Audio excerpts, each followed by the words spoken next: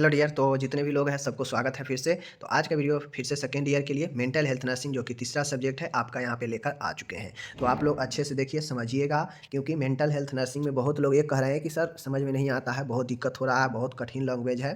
तो देखिए, mental health question है तो कहीं ना कहीं लैंग्वेज तो आपको थोड़ा सा हार्ड मिलेगा ही, क्योंकि यहाँ पे मानसिक रिलेटेड चीज़ों को आप देख रहे हैं, मानसिक रोग, मानसिक स्वास्थ्य के बारे में देख रहे हैं। तो कहीं न कहीं आपको तो दिक्कत लगेगा ही लगेगा। तो उसको ईज़ी में समझने के लिए आपको स्टेप बाय स्टेप ध्यान से चीज़ों को समझना पड़ेगा। ज़्यादा प्रश्न नहीं है जो आपको दिक्कत देगा, बस कुछ ही 4-5 ऐसे ही क्वेश्चन हैं जो आपको मेंटल हेल्थ में दिक्कत देगा। बाकी सब आसान है, जैसे थ्योरी सब में है वैसे ही है, तो ज़्यादा टेंशन लेने की ज़रूरत नहीं है। ठीक है? चलिए। सबसे पहले है कि एस्किज़ोफ्रेनिया। ओके, एस्किज़ोफ्रेनिया क्या होता है? एस्किज़ोफ्रेनिया का हमें लक्षण बताना है, एस्किज़ोफ्रेनिया का चिकित्सीय प्रबंध बताना है। यानी आज के इस वीडियो में एस्किज़ोफ्रेनिया से रिलेटेड कोई भी क्वेश्चन आपके एग्जाम में आएंगे तो इससे बाहर नहीं आएंगे। मैं इतना ज़रूर पढ़ा दूंगा कि एस्किज़ोफ्रेनिया आपके 100% एस्किज़ोफ्रेनिया से क्वेश्चन आना तय है, और आएगा तो यहाँ से बाहर नहीं आएगा। समझ गए? कभी भी स्किज़ोफ्रेनिया पूछेगा 10 नंबर 15 नंबर में ही पूछेगा, लॉन्ग क्वेश्चन में ही पूछेगा, तो आप जो है आपको ध्यान में रखना है। ठीक है? चलिए, सबसे पहले स्किज़ोफ्रेनिया होता क्या है? तो स्किज़ोफ्रेनिया जो होता है, स्किज़ोफ्रेनिया का शाब्दिक अर्थ क्या है? सबसे पहले देखिए, स्किज़ोफ्रेनिया का शाब्दिक अर्थ क्या है, इस चीज़ को समझिए। स्किज़ोफ्रेनिया का शाब्दिक अर्थ क्या है, मतलब क्या होता है स्किज़ोफ्रेनिया का? स्किज़ोफ्रेनिया का सीधा सीधा मतलब होता है मनोविखंडित, मतलब मन का खंडन हो जाना, विभाजन होना, बट जाना, टूट जाना। इस प्रकार से यह रोग में होता है कि व्यक्ति का जो व्यवहार, जो मन होता है, वह अलग अलग खंड खंड में टूट जाता है, विभाजित हो जाता है। समझ गए? ये नहीं कि फूट जाना और जो है या कुछ हो जाना, वो नहीं, मतलब व्यवहार अलग अलग किस्म का हो जाता है। समझ गए? इसीलिए इसे मनोविदलता कहते हैं, क्योंकि मन इसमें व्यक्ति का बदल जाता है। यह एक मानसिक विकार है। स्किज़ोफ्रेनिया एक मानसिक, भयंकर मानसिक बीमारी है जिसमें व्यक्ति असमान सामाजिक व्यवहार तथा वास्तविक को पहचान पाने में असमर्थ हो जाता है। किसी को अगर स्किज़ोफ्रेनिया होता है तो वह व्यक्ति अपने जीवन में सामान्य सामाजिक व्यवहार में जीना नहीं चाहता है, वह बिल्कुल इन सब से अलग हो जाता है। समझ गए? तो इन सब चीज़ों को आप लोग समझ गए। उम्मीद है आप लोग स्किज़ोफ्रेनिया के बारे में समझे होंगे। तो स्किज़ोफ्रेनिया के समान से भाषा में अगर समझना है तो सीधा समझिए कि यह एक मनोविदलता यानी मानसिक रोग है जो बड़ी ही खतरनाक होता है। इसमें व्यक्ति, अगर किसी को ये ग्रसित होता है तो व्यक्ति जो है भ्रम की दुनिया में, माया की दुनिया में चला जाता है। व्यक्ति अपने सामान्य यानी व्यक्ति अपने नॉर्मल जीवन से बिल्कुल अलग हो जाता है। समझ गए? उसका व्यवहार जो है बिल्कुल बदला बदला सा हो जाता है। वह रियलिटी से दूर हो जाता है और रियलिटी को वह एक्सेप्ट नहीं कर पाता है। समझ गए? इसमें रोगी का विचार, थॉट, इसमें व्यक्ति का इमोशन, इसमें व्यक्ति का बिहेव, ये सब जो है बदल जाते हैं। ठीक है? यानी व्यक्ति व्यवहार बदलेगा तो क्या होगा? आक्रामक होगा, बात बात पर क्रोधित होगा, गाली बोलेगा। इमोशन उसका अगर बदल जाएगा तो क्या होगा? उसके अंदर से प्यार की भावना, उसके अंदर से जो है माया की भावना, पेन, एहसास, ये सब खत्म हो जाएगा। विचार बदल जाएगा तो किसी के प्रति गलत भावना रखना। ठीक है?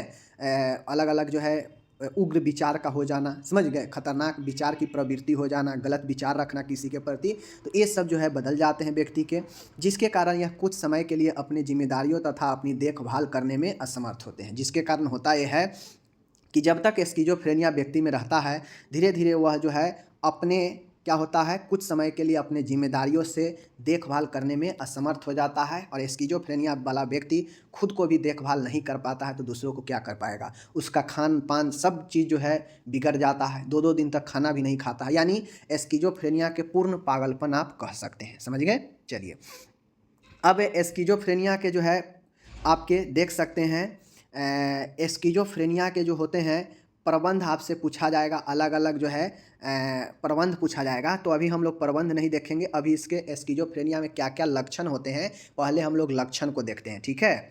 लक्षण में देखा जाए तो चिंतन के विकार, यहाँ पे विचार नहीं विकार होगा। डिस्टर्बेंस ऑफ थिंकिंग, मतलब जो रोगी को अगर स्किज़ोफ्रेनिया होता है तो उसका चिंतन, थिंकिंग में जो है क्या होता है, विचार में जो है बिल्कुल परिवर्तन आ जाता है। समझ गए? उसका विकार हो जाता है सोचने समझने में। ठीक है? भावनाओं में विकार हो जाता है। समझ गए? ऐसे में इमोशन का भी जो है लॉस होने लगता है मरीज के अंदर से।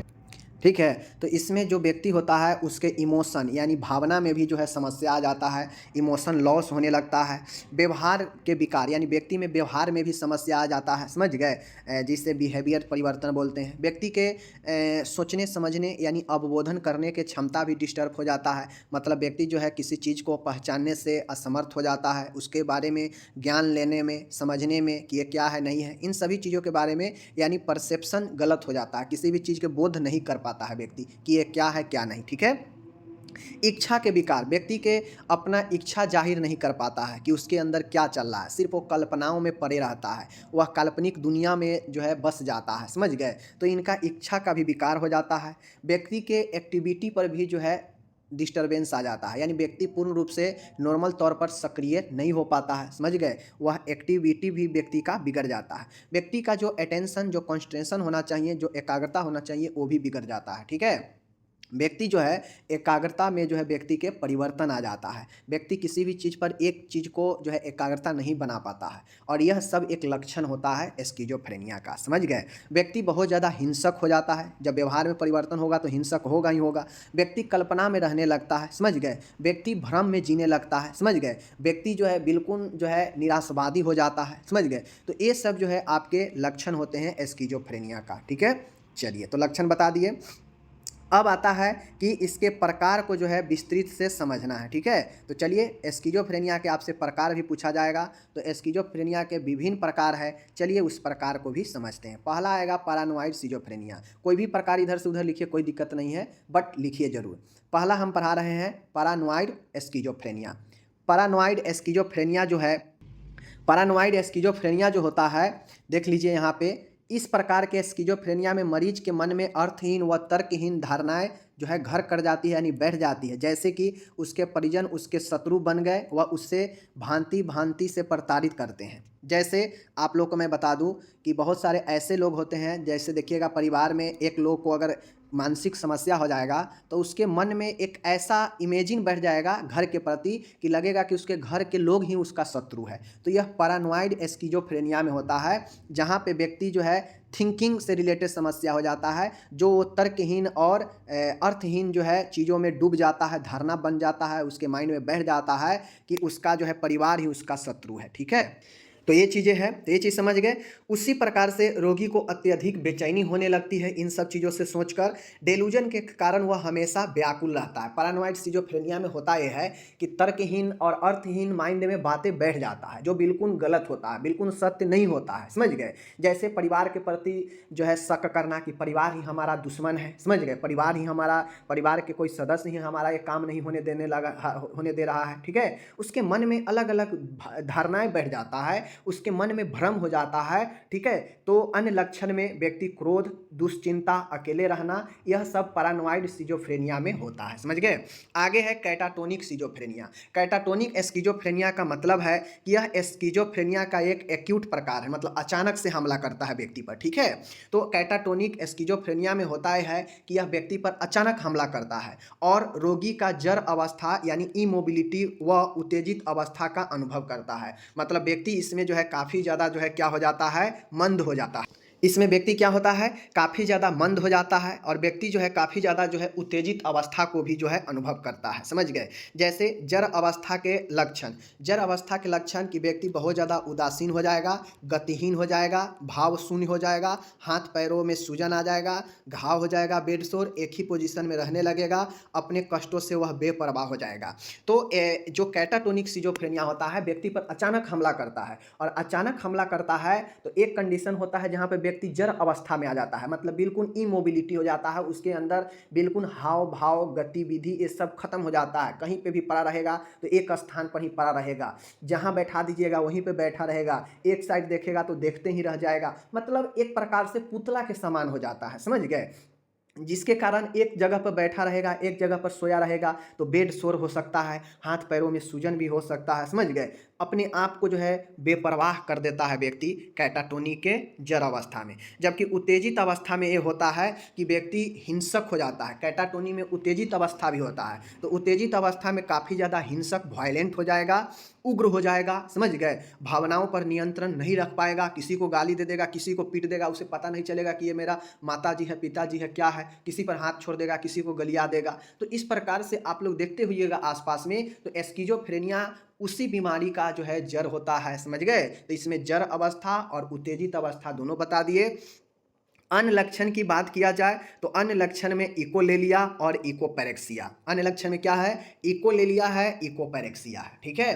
तो ये चीज़ें, अब इकोलेलिया क्या होता है कि व्यक्ति दूसरे के बातों को जो है सुनकर और उसको रिपीट करता है, ये स्किज़ोफ्रेनिया में होता है। इकोपेरेक्सिया के मतलब होता है कि किसी दूसरे के कामों को देखकर, एक्शन को देखकर अपने आप को करने लगना। तो ये जो है स्किज़ोफ्रेनिया के कैटाटोनी के अलग जो है आपका एक लक्षण है, ठीक है। तीसरा है हेबेफ्रेनिक स्किज़ोफ्रेनिया। हेबेफ्रेनिक स्किज़ोफ्रेनिया में होता क्या है कि इसे डिसऑर्गेनाइज स्किज़ोफ्रेनिया भी कहते हैं। यह जटिल व क्रोनिक प्रकार का सब टाइप है, इसके लक्षण है। हेबेफ्रेनिक स्किज़ोफ्रेनिया है, इसे डिसऑर्गेनाइज स्किज़ोफ्रेनिया भी कहते हैं, ठीक है। इसको क्या कहते हैं, डिसऑर्गेनाइज स्किज़ोफ्रेनिया भी कहते हैं। यह एक जटिल व क्रोनिक प्रकार के सब टाइप है। क्या है, यह एक लंबे समय तक चलने वाला होता है, यह जटिल होता है। कौन, हेबेफ्रेनिक स्किज़ोफ्रेनिया। अब इसके जो लक्षण होते हैं हेबेफ्रेनिक का, वह देख लीजिए कि हेबेफ्रेनिक में क्या क्या हो सकता है। जैसे अनर्गल बोलना, डिसऑर्गेनाइज का मतलब ही होता है कि अनर्गल, ठीक है, अनर्गल होता है, ये जटिल होता है और यह अनर्गल होता है क्योंकि यह क्रॉनिक टाइप पर चलता है। तो जो हेबेफ्रेनिक जो स्किज़ोफ्रेनिया होता है, इसे डिसऑर्गेनाइज इसीलिए कहते हैं क्योंकि इसमें व्यक्ति अनर्गल चीज़ें ज़्यादा करता है, समझ गए, जो नहीं करना चाहिए। तो जैसे डिसऑर्गेनाइज स्पीच यानी अनर्गल बोलना। तो हेबेफ्रेनिक स्किज़ोफ्रेनिया में व्यक्ति जो है, जिसको होता है मरीज, वह अनर्गल बातें सब बोलेगा, ठीक है। डिसऑर्गेनाइज बिहेवियर, बच्चों के समान व्यवहार करने लगता है, ठीक है। और ब्लंट और इनएप्रोप्रिएट इमोशन रिस्पॉन्स, अपनी देखभाल न करना, ब्लंट हो जाना, किसी को जो है पीटने का, गाला गलौज कर देना। जिस प्रकार से बच्चा को आप थोड़ा उकसाइएगा तो गाली बोल देगा, तो उसी प्रकार से इसमें जो है बच्चे के समान व्यवहार हो जाता है, अपनी देखभाल नहीं करता है, बात बात पर उसको उकसाने पर गाली बोल देता है, ठीक है, पीट भी देगा। तो ये सब हिबोफ्रेनिक और अनर्गल बोलना भी होता है। तो यह सब हिबोफ्रेनिक स्किज़ोफ्रेनिया में देखने को मिलता है, ओके। चौथा है, आपको यहाँ पे देख लीजिए, तो यहाँ पे है, अब आ गया चौथा में है अनडिफरेंशिएट स्किज़ोफ्रेनिया।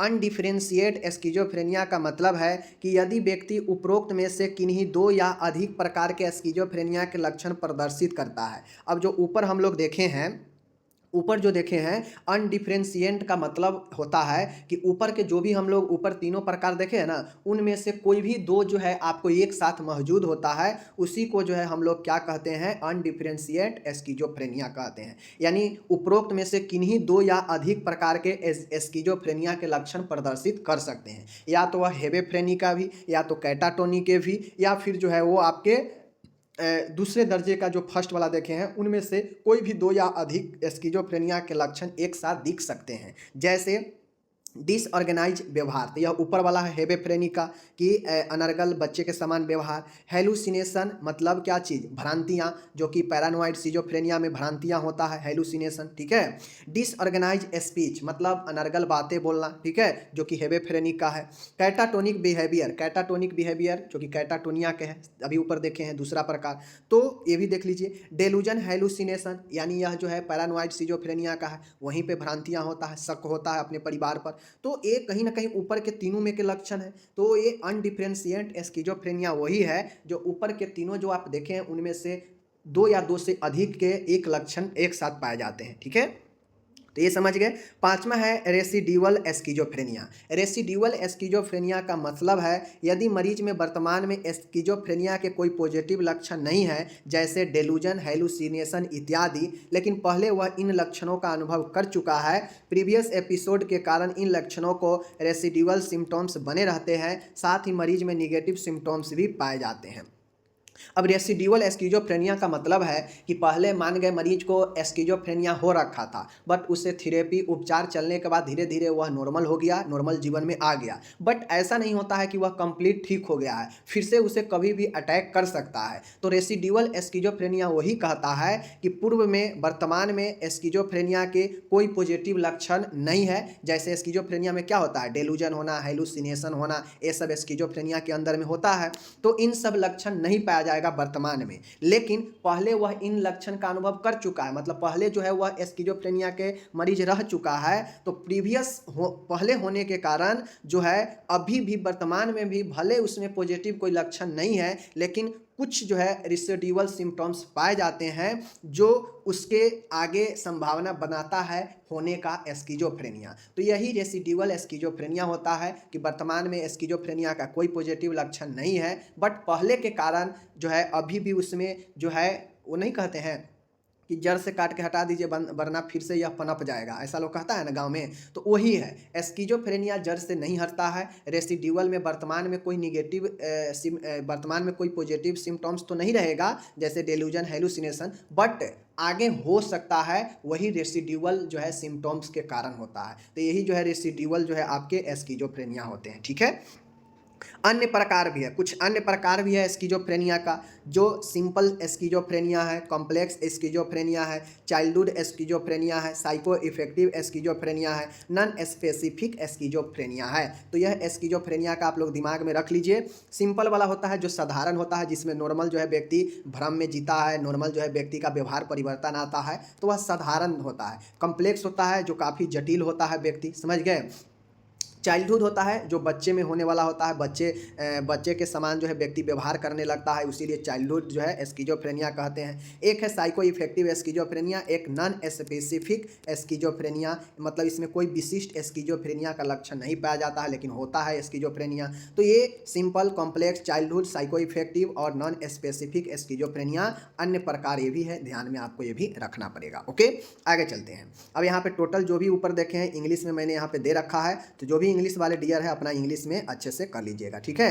आगे चलिए, आगे हम लोग अब चलते हैं नर्सिंग प्रबंध। तो देखिए नर्सिंग प्रबंध जो है आपके लक्षण पर ही आधारित होते हैं। जो आप लक्षण देखे हैं ना, तो मैं बता दूं आपको कि नर्सिंग प्रबंध यानी नर्सिंग इंटरवेंशन जो आपसे पूछेगा, नर्सिंग मैनेजमेंट में आपको मैं पहले भी बताया था MSN में भी कि लक्षण को देखिए क्या क्या बीमारी में लक्षण है, और उन लक्षणों में से 5-6 लक्षण को उठाइए जो सबसे मेन लक्षण है, और उसको आप एज ए नर्स कैसे मदद करेंगे, कैसे प्रबंध करेंगे उस लक्षण को कम करने में, वही प्रबंध हो जाएगा। उसी लक्षण को हर एक पॉइंट में दो लक्षण के दो 4-4 लाइन लिख देंगे कि भाई इसके लिए क्या क्या करेंगे, इसके लिए क्या क्या करेंगे, समझ रहे हैं ना।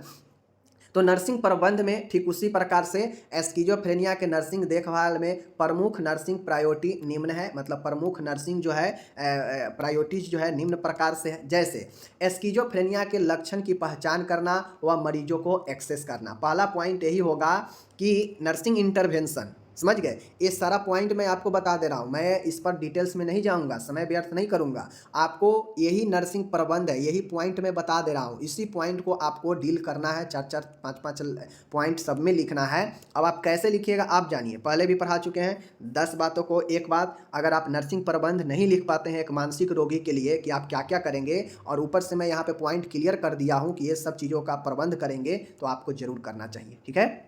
जैसे देखिए नर्सिंग प्रबंध में पहला पॉइंट इसको बनाइएगा कि स्किज़ोफ्रेनिया के लक्षणों की पहचान करना व मरीजों को आकलन करना, एक्सेस करना। सबसे पहला काम तो यही होगा आपको नर्सिंग प्रबंध में कि पहले आप स्किज़ोफ्रेनिया के लक्षण को तो पहचानिए। लक्षण को नहीं पहचानिएगा तो कितना मानसिक रोग है आप कैसे पता कीजिएगा कि हाँ यह स्किज़ोफ्रेनिया ही है, क्योंकि स्किज़ोफ्रेनिया का अगर आप तय नहीं कीजिएगा तो स्किज़ोफ्रेनिया एक गंभीर मानसिक रोग है, इसमें ECT भी चलता है, जबकि ECT सभी मानसिक रोगों में नहीं चलता है। तो अगर मान गए नॉर्मल मानसिक रोग को आप स्किज़ोफ्रेनिया मान लीजिएगा और ECT चला दीजिएगा तो व्यक्ति का क्या हो जाएगा, स्वाहा हो जाएगा। तो इसलिए स्किज़ोफ्रेनिया के लक्षण का पहचान करना व मरीजों को एक्सेस करना। तो अब आप कैसे जो है स्किज़ोफ्रेनिया के लक्षण को पहचानेंगे, क्या क्या लक्षण होगा तो आप समझेंगे कि स्किज़ोफ्रेनिया है, उसको कैसे आप एक्सेस करेंगे, तो ये आपके हाथ में होनी चाहिए। तो पहला पॉइंट इसको बनाइए कि पहचान करना और एक्सेस करना, ठीक है।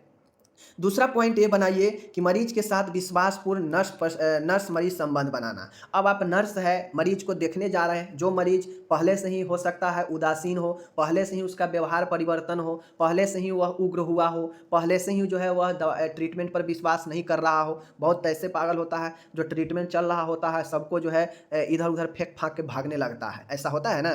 तो वैसे में आपको एक पूर्ण विश्वास वाला नर्स और मरीज के बीच संबंध बनाना पड़ेगा ताकि आपके भावनाओं को मरीज समझ सके और आप उसके भावनाओं को समझ सके। तो आप जो है अच्छे विश्वासपूर्ण संबंध बनाने के लिए क्या-क्या करेंगे आप खुद सोचिए, समझ रहे हैं ना? ठीक है, तो ये चीज़ समझ गए। आगे है मरीज के वर्बल कम्युनिकेशन में सुधार लाना। अब एज ए नर्स है, मैं चूँकि मरीज स्किज़ोफ्रेनिया से है तो उसका भाव भी परिवर्तन होगा, बिहेवियर भी परिवर्तन है, थिंकिंग भी उसका जो है समस्या है, उसके भ्रम में भी सब चीज़ में समस्या है। तो ऐसे में उसको जो है आपको वर्बल जो होता है बातचीत करने का जो उसका कम्युनिकेशन है, चूँकि वह गाली दे सकता है, कभी-कभी कंडीशन में वह बात भी नहीं करेगा, बिल्कुल मंद बन के रहेगा। तो आपको उसको वर्बल कम्युनिकेशन में कैसे सुधार लाना है कि अगर वह मंद है, बिल्कुल अकेलापन रह रहा है, बिल्कुल किसी से बात नहीं कर रहा है, तो उस कंडीशन में भी आपको उसको बुलवाना है, उसका कम्युनिकेशन सुधार करवाना है।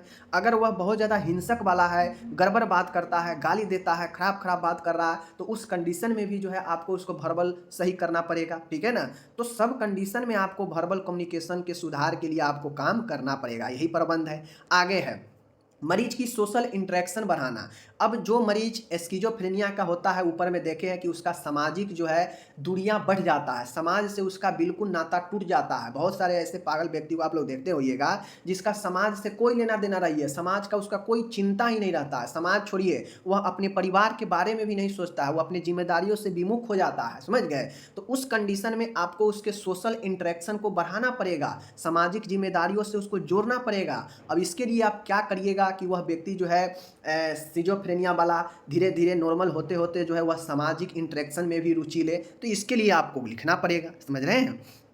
आगे पॉइंट है मरीज के डेलूजन और हेलुसिनेशन में कमी लाना। अब जो मरीज भ्रांति और भ्रम में फंस चुका है, क्योंकि स्किज़ोफ्रेनिया का मेन लक्षण होता है कि सबसे पहले व्यक्ति में भ्रम पैदा होता है, भ्रांतियां पैदा होता है, ताकि वह दूसरे पर शक कर सके, शक के निगाहों से अपने आदमी पर भी देखने लगे। यही जो है स्किज़ोफ्रेनिया का सबसे मेन लक्षण होता है, डेलूजन व हेलुसिनेशन होना। अब इसमें आपको कमी लाना है, तो इसके लिए आप क्या क्या काम करेंगे? व्यक्ति को रियलिटी से अवगत कराएंगे, बार बार अवगत कराएंगे, समझ गए? उसके लिए जो है हमेशा जो है सुंदर वातावरण तैयार करेंगे जहां पे वो अपने भावनाओं को व्यक्त कर पाएगा, उसके कारणों को जानेंगे कि उसके में किस कारण से ये चीजें भ्रम आ रहा है, ठीक है? तो इन सभी चीजों से डेलूजन और हेलुसिनेशन में कमी लाने के लिए आपको मरीज का काम करना पड़ेगा। आगे है मरीज के परिजनों को ड्रग थेरेपी के बारे में शिक्षित करना। अब जो मरीज है, ठीक है, जो मरीज है उसको क्या करना पड़ेगा आपको कि मरीज को ड्रग थेरेपी चले, तो ड्रग थेरेपी तो एक बार दे देंगे, समझा देंगे, लेकिन जो मरीज को घर पर लेके जाएगा उसको परिजनों को तो समझाना होगा ना, क्योंकि एक मरीज जो स्किज़ोफ्रेनिया का है वह बिल्कुल इस चीज़ को जिम्मेदारी नहीं लेगा कि हम समय से जो है दवाई खा लेंगे, खाना खा लेंगे। स्किज़ो वाला मरीज जो है खाना भी छोड़ देता है, 2-2 दिन तक नहीं खाएगा, खाएगा तो खूब खाएगा, समझ गए?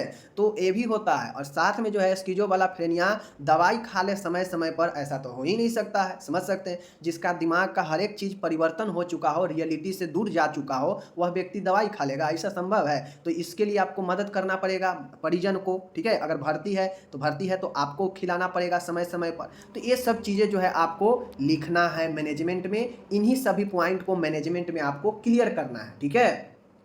अब आ गया इसमें और भी पॉइंट आपको जोड़ना पड़े तो जोड़ सकते हैं और उसका प्रबंध कर सकते हैं। जैसे मरीज के विचारों और व्यवहारों को परिवर्तन लाना, मरीज के विचार जो बदला हुआ है, पहले जो व्यवहार उसका बदल चुका है, उसमें परिवर्तन लाने के लिए कोशिश करना, ये भी पॉइंट एक बनता है। आगे पॉइंट बनेगा कि मरीज जो है खाना से इनकार करे तो आप उसके क्या क्या करेंगे कि वह खाने में रुचि लेने लगे, क्योंकि स्किज़ो वाला फ्रेनिया का एक लक्षण ये भी होता है कि वह खाने से दूरी बना लेता है। तो आप उसको खाने को भी जो है, चूँकि खाना नहीं खाएगा, शरीर उसका कमज़ोर होते जाएगा, फिर जो है और भी कुछ हो जाएगा, तो खाने के प्रति रुचि भी बढ़ाना पड़ेगा आपको उसको। तो इन सभी पॉइंटों को आपको एज ए नर्स सब में 2-2 4-4 लाइनें कैसे आप इन सभी चीज़ों को मैनेज करेंगे आपको लिखना है। मैंने डिक्लियर बता दिया, इतना समझा भी दिया, ठीक है? वही चीज़ें है नर्सिंग इंटरवेंशन में पहला है ना, मरीज की सोशल इंटरेक्शन बढ़ाना, उसके लिए सभी पॉइंट यहाँ पे लिखा गया है, ठीक है? डेलूजन व हेलुसिनेशन यानी थॉट प्रॉब्लम में कमी लाना है ना, उसमें भी था, ठीक है? ठीक है, इसमें सारा पॉइंट दे दिया है। मेलू थेरेपी यानी उपचार देना, उपचार देना में मेलू थेरेपी होता है, फैमिली थेरेपी, बिहेवियर थेरेपी होता है, तो ये सब थेरेपी देते हैं, साइकोथेरेपी होता है, ठीक है।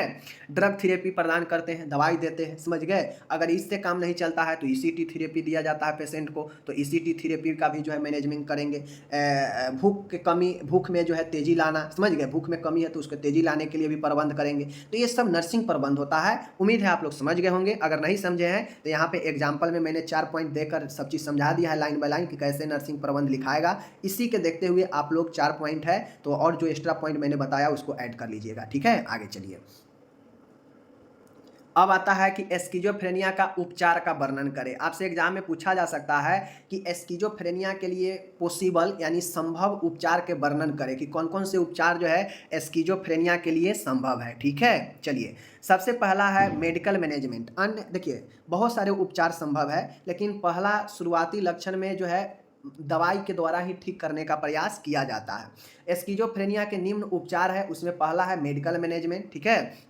मेडिकल मैनेजमेंट में होता है पहला जो है अस्पताल में भर्ती करना। अगर यदि रोगी में एस्किज़ोफ्रेनिया होने पर बहुत ज़्यादा हिंसक प्रवृत्ति का हो जाए, आत्महत्या या किसी को हत्या करने की प्रवृत्ति आ जाए, तो उसे तुरंत अस्पताल में भर्ती करना चाहिए, यह मेडिकल मैनेजमेंट कहता है, ठीक है।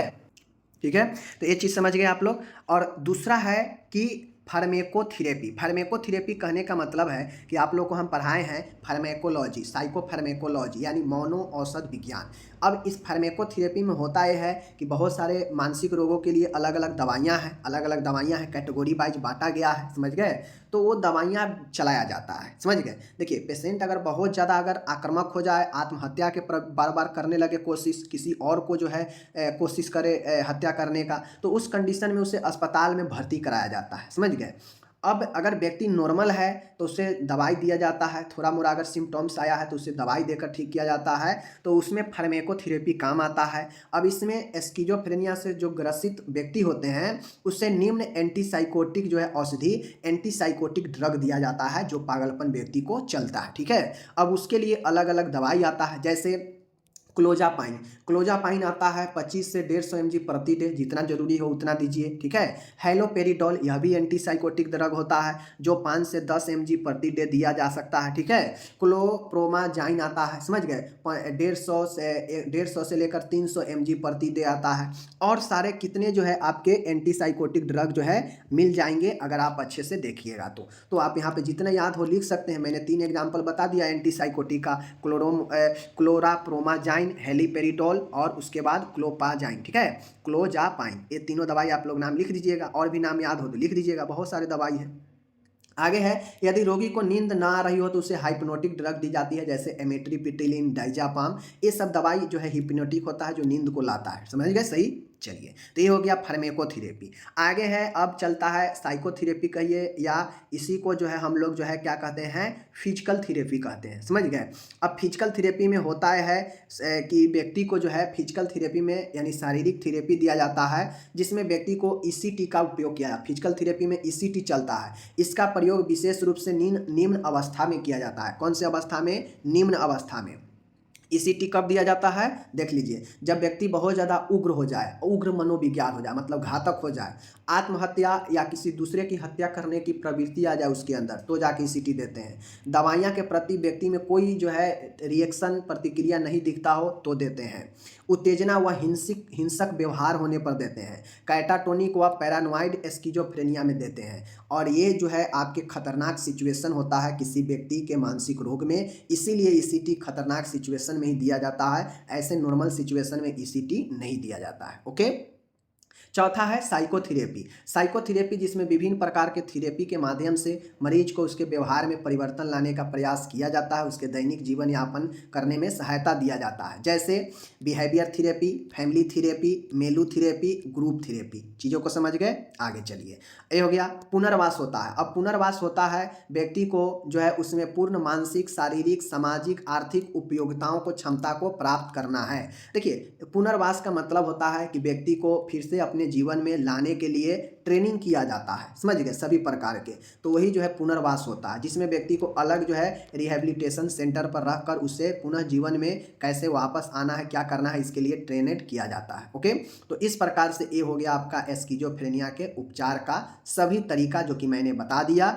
अब आपको कोई भी एग्जाम में कुछ भी पूछे, आप आराम से, चाहे प्रकार हो, लक्षण हो, कुछ भी हो, आप आराम से जो है इसको डील कर सकते हैं। ठीक है, अब आया यहाँ पे, देख लीजिए, आया यहाँ पे साइकेट्रिक नर्सिंग के प्रिंसिपल को लिखिए। क्या कहता है, साइकेट्रिक नर्सिंग जो होता है, मनोरोग नर्सिंग के क्या सिद्धांत है, प्रिंसिपल है, उसको लिखना है। ये भी क्वेश्चन आपको 5 नंबर में भी 10 नंबर में भी पूछता है कभी कभी, तो आपको इसको लिखना पड़ेगा। चलिए देखते हैं, यहाँ पे है प्रिंसिपल ऑफ साइकेट्रिक नर्सिंग, मनोरोग नर्सिंग के क्या सिद्धांत है, क्या विशेषता है, वही बात है। चलिए देखते हैं, देख लीजिए, मरीज को जैसा, देखिए, मरीज को जैसा वह है वैसे स्वीकार करें। प्रत्येक मरीज यूनिक है तथा उसे कुछ इनहरिएंट वैल्यूज होती है। मरीज को पर्याप्त सम्मान दर्शाने हेतु क्या करना चाहिए। देखिए, अब आप एक मानसिक रोगों को देख रहे हैं, आप एक साइकेट्रिक नर्स है, तो आपको मरीज को जिस अवस्था में पाते हैं उसी अवस्था में आपको स्वीकार करना पड़ेगा। आपको ये नहीं है कि हम इससे मरीज को नहीं देखभाल करेंगे या बहुत उडंट है, बहुत तबाही मचा रहा है, नहीं, आपको उसी अवस्था में मरीज को दर्शाना पड़ेगा। मरीज को आपको जो है सम्मान देना पड़ेगा। ऐसा नहीं कि वो गाली बोल रहा है तो आप भी उसको गाली बोलिए, आप भी पीटिए, करिएगा तो गड़बड़ हो जाएगा। तो इसलिए आपको मरीज को सम्मान देना पड़ेगा, आपको दर्शाना पड़ेगा कि हाँ आप उसको रिस्पेक्ट कर रहे हैं। उसके लिए आपको उसके प्रति नन जजमेंटल रहे, मतलब आप उसके कोई न्याय करने वाले नहीं होते हैं कि हाँ जो है इसके साथ हमें क्या करना है, नन जजमेंटल आप रहिए।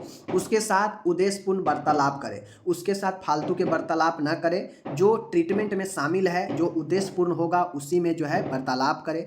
मरीज के बातों को ध्यान से सुने कि वह क्या कहना चाहता है। ठीक है, उसे हमेशा नाम से संबोधित करें, समझ गए। मरीज को एक यूनिक पर्सन मानकर व्यवहार करें ताकि वह आपके व्यवहार को देखकर धीरे धीरे जो है उसमें थोड़ी सी चेंजेज हो।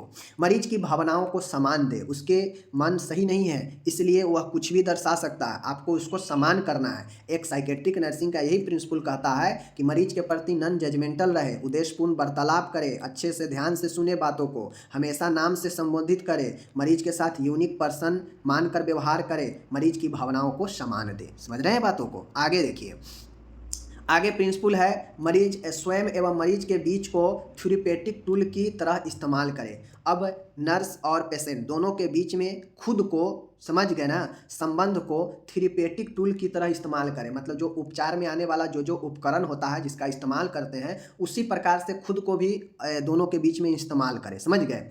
आगे है, उपचार या देखभाल के दौरान सेल्फ डिस्क्लोजर व सेल्फ अवेयरनेस का प्रयोग करें। सबसे पहले चूंकि आप एक घातक मरीज के साथ आप रहते हैं तो आपको उपचार या देखभाल के दौरान सेल्फ डिस्क्लोजर और सेल्फ अवेयरनेस का प्रयोग करना चाहिए, वरना हो सकता है आप पर भी हमला कर दे। ठीक है ना।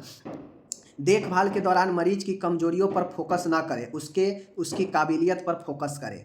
अब देखभाल आप करें तो हो सकता है मरीज छोटी छोटी बातों को जो है करते रहे, आपको उस पर ध्यान नहीं देना है। अगर आप उस पर ध्यान देने लगिएगा तो मरीज तो और पगला जाएगा। तो इसलिए छोटी मोटी बातों को फोकस ना करके उसके जो स्ट्रेंथ है, मजबूती है, उस पर फोकस करें। समझ गए।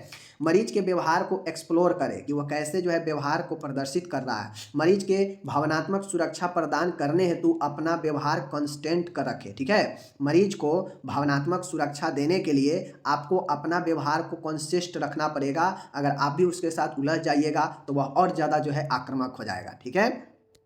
मरीज को स्वीकार तरीके से रेजुनेंस प्रदान करें, मरीज को स्वीकार तरीके से रिजुनेंस प्रदान करें। अनावश्यक रूप से एंजाइटी में वृद्धि ना करें, फालतू में जो है मरीज को चिंता और ज़्यादा ना दें। ठीक है। भावनात्मक अनुभवों के माध्यम से मरीज के व्यवहार में बदलाव लाए। भावनात्मक आपके अंदर जो भी इमोशन एक्सपीरियंस है उसके माध्यम से आप उसके व्यवहार में परिवर्तन लाने का प्रयास करें।